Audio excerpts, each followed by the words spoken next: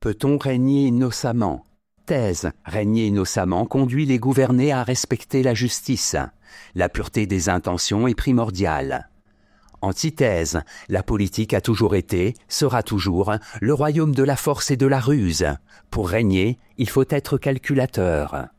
Thèse. On peut régner innocemment. En effet, l'injustice engendre l'injustice. Qui gouverne innocemment sème le bien et récolte le bien. Plus l'on pense que les hommes sont mauvais et perfides, plus effectivement on les incite à le devenir. Premier argument, l'innocence est une vertu politique. Comme l'écrit Gandhi, un bien durable ne peut jamais venir du mensonge ou de la violence. Tous les hommes sont frères. Ce ne sont pas l'égoïsme, l'ambition, la vanité d'un prince qui incitent le peuple à le respecter. L'innocence, celle de l'enfant, du saint homme, mais aussi celle de celui qui dirige une nation, vaut bien plus que le désir de puissance. Deuxième argument, régner innocemment, c'est refuser les bassesses du politique.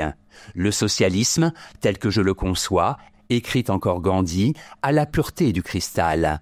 Il exige par conséquent des moyens tout aussi purs pour arriver à ses fins.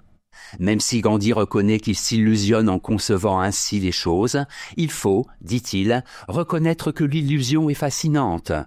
Ce sont toujours des hommes qui ont cru innocemment en un idéal, qui ont fait avancer l'humanité.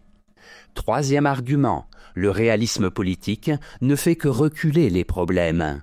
Le réalisme politique prétend considérer l'homme tel qu'il est, c'est-à-dire foncièrement mauvais. Il est bien entendu que si personne ne tente d'améliorer sa nature, si tout le monde croit que pour régner, il faut être encore plus fourbe que ceux que l'on gouverne, l'on accentue le mal, bien plus que l'on y remédie. En bref, même si la légende l'emporte sur la réalité, la conscience populaire garde en mémoire le souvenir de rois tels que Saint-Louis, Henri IV, qui passent pour avoir été bons, justes et nullement calculateurs. Antithèse, l'on ne peut pas régner innocemment. Qui dit pouvoir, dit lutte d'intérêts.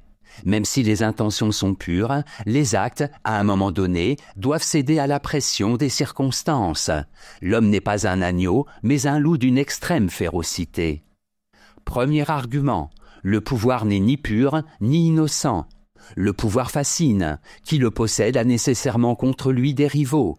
Des circonstances historiques peuvent conduire certains hommes à diriger un État, même si là n'était pas leur intention initiale. Ce fut le cas de Mao, de De Gaulle, etc. Une fois à la tête du pouvoir, ces hommes se sont vite rendus compte qu'il y avait une immense différence entre l'idéal poursuivi et la réalité des faits. Deuxième argument, en politique, l'innocence aboutit à un échec.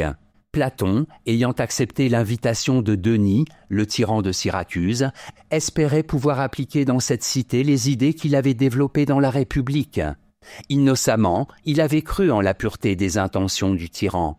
En fait, il ne s'occupa jamais de politique et devint le prisonnier de Denis. Troisième argument, ce sont les passions qui gouvernent les hommes. Comment peut-on espérer régner innocemment dans un monde où les passions pour la gloire, la puissance, l'argent conduisent les hommes à oublier toute moralité? Comme le pense Machiavel, il n'existe que deux grandes vertus politiques, la force et la ruse. En bref, régner innocemment revient à oublier que les hommes jalousent le pouvoir, qu'ils sont prêts à tout pour le prendre. En politique, l'innocence est le plus grand des défauts, la ruse la plus grande des qualités. Synthèse. Les grands révolutionnaires, Marat, Danton, Lénine, Trotsky, Mao, Le Che, etc., se sont tous rendus compte qu'il n'est pas possible de régner innocemment, c'est-à-dire de croire en toute innocence que l'on peut servir un idéal sans, tôt ou tard, le corrompre. Ce sont les circonstances historiques qui ont permis à Gandhi de parvenir à ses fins.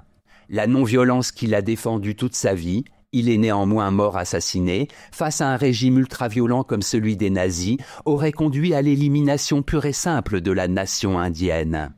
Pour régner innocemment, il faudrait que les hommes soient tous également sages. Note et commentaire, Denis de Syracuse. C'est dans sa célèbre lettre 7 que Platon relate les événements qui l'ont conduit à séjourner à plusieurs reprises à Syracuse. Denis, dans un premier temps, en invitant Platon, voulait passer pour un tyran éclairé. Il se rendit très vite compte que le philosophe pouvait lui faire ombrage. Il lui interdit de quitter la cité. C'est parce que Platon était membre d'une puissante famille athénienne qu'il put recouvrer la liberté.